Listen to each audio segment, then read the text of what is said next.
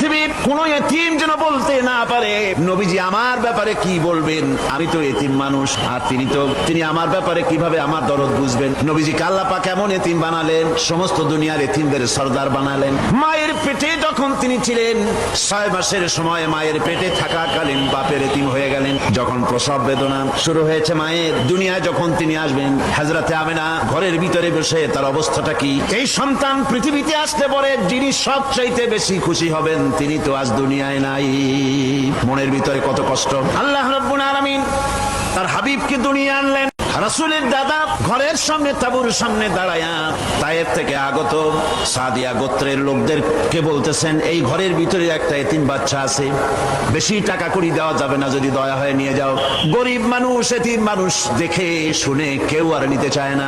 সবশেষে এলেন ভাগ্যবতী মেয়ে, ভাগ্যবতী মহিলা হযরতে হালিমাতুস সাদিয়া, তিনি এসেছেন।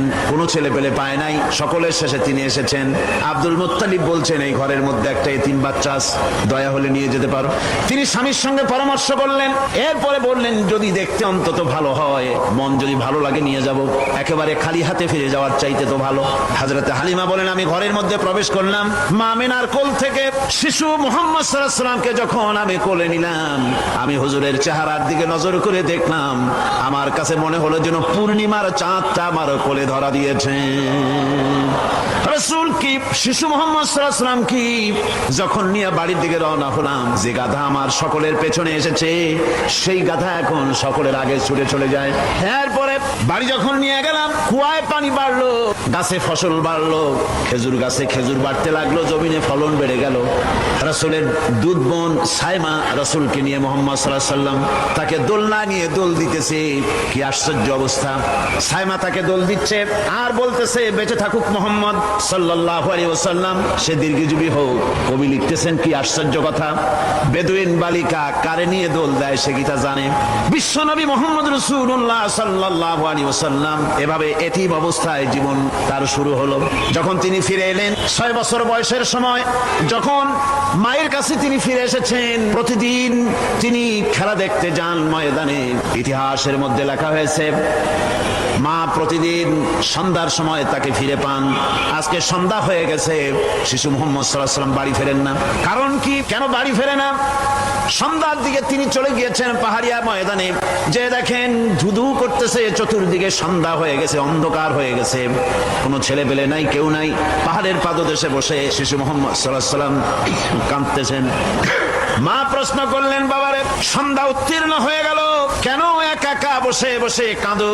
তিনি বলছেন, মাজি আজ কদিন খেলা দেখতে আসলাম ময়দানে, প্রতিদিন দেখি যখন সন্ধ্যা হয়ে যায় মুরব্বী শ্রেণীর কিছু লোক আসে, ছেলেকে নাম ধরে ডাক দেয়, ছেলেরা দৌড়ে তারা বাবার কাছে চলে যায়, আর বাবা ছেলেকে কোলে নিয়ে মুখে চুমা দিয়ে বাড়ির দিকে নিয়ে যায়।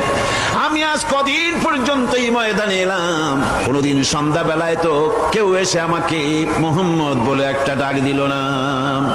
আমার আব্বা কি নাই?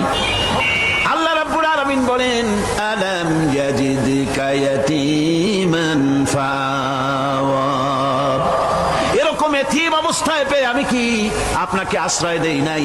আপনাকে আমি পেয়েছি এতিম অবস্থায়, এরপরে আমি আপনারে আশ্রয় দিলাম।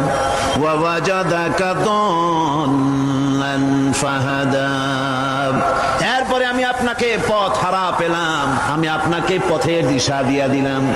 ওয়া ওয়াজাদাকা আইলান ফাআগনা, এরপরে আমি আপনাকে দরিদ্র অবস্থায় পেয়ে তারপরে আমি আপনার দারিদ্র মুক্ত করেছি আপনাকে। সুতরাং ফাআম্মাল ইয়াতীমা ফালা তাকহার ওয়া আম্মাস সাইলা ফালা তানহার ওয়া আম্মা বিনি'মাতি রাব্বিকা ফাহাদ্দিস।